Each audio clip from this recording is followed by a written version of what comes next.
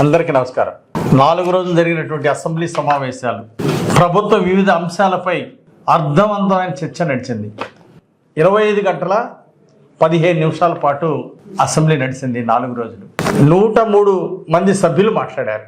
ఆ వైసీపీ ఎమ్మెల్యేలు కూడా వచ్చుంటే 114 మంది మాట్లాడేవాళ్ళు. గొడ్డలపాటి ఎమ్మెల్యేలు రాకపోవటం దురదృష్టకరం. ఎందుకు రాలేదు అసెంబ్లీకి? జీతాలు తీసుకుంటున్నారుగా. జీతాలు తీసుకుంటున్నప్పుడు ఎమ్మెల్యేలుగా అసెంబ్లీకి వచ్చి ప్రజా సమస్యలు మాట్లాడాలి కదా. ఎందుకు మాట్లాడలేదు? ప్రజా సమస్యలను గాలికి వదిలేశారు వైసీపీ ఎమ్మెల్యేలు. ఈరోజు శాసనమండలిలో వాయిదా వేయించారు. ముఖ్యమైన అంశాలన్నింటి మీద గోలగోలు చేసి చర్చ జరగకుండా చేశారు. కారణం ఏంటి? మీ బండారం బయటపడుతుందని ఏ ఒక్క అంశం మీద చర్చ జరగకుండా శాసనమండలిలో వాయిదా వేయించారు. చాలా దురదృష్టకరం. అయినా ఏపీపీఎస్సీకి డిఎస్సికి తేడా తెలియని ఆయన 5 ఏళ్లు ముఖ్యమంత్రిగా చేయడం విడ్డూరంగా ఉంది.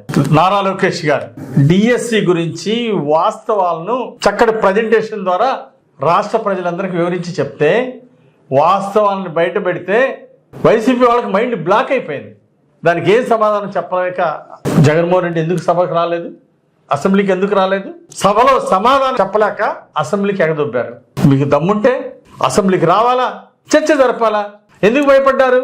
అసెంబ్లీ ఎగ్గొట్టిన ఆయన ఇంట్లో ప్రెస్ మీట్ పెట్టడం ఏంటి? ఎంత బాధ్యత రాహిత్యం. గతంలో జరిగినటువంటి అవినీతి, 5 ఏళ్ల పాలన జరిగినటువంటి అవినీతి అక్రమాలకి, దుర్మార్గ పాలనకి, నియంత పాలనకి, అరాచక పాలనకి సమాధానం చెప్పలేకే ఈరోజు అసెంబ్లీ ఎగ్గొడుతున్నాం.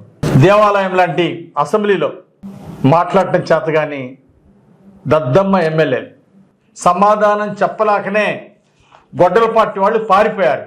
జగన్మోహన్ రెడ్డి పులివెందుల పిల్లులుగా మారిపోయారు. నెక్స్ట్ సమావేశాలకైనా ప్రతిపక్ష ఎమ్మెల్యేలు అసెంబ్లీకి రావాలని కోరుకుంటున్నాం. అన్ని సమస్యల మీద చర్చించడానికి ఎప్పుడు కూడా మేము సంసిద్ధంగా ఉంటాం. ఈసారి 4 రోజుల సమావేశాలు జరిగిన బీసీ బిల్లు ఇలాంటి ముఖ్యమైన వాటికి కూడా వైసీపీ వాళ్ళకి ఇష్టం లేకనే సభకు రాలేదు. చాలా దురదృష్టకరం. అసెంబ్లీ సజావుగా జరగటానికి సహకరించిన సభ్యులందరికీ, విప్పులకు అందరికీ ప్రత్యేక ధన్యవాదాలు. సమర్థవంతంగా నడిపినటువంటి స్పీకర్ గారికి ప్రత్యేక అభినందనలు, ధన్యవాదాలు. సహకరించిన అందరికీ నమస్కారం.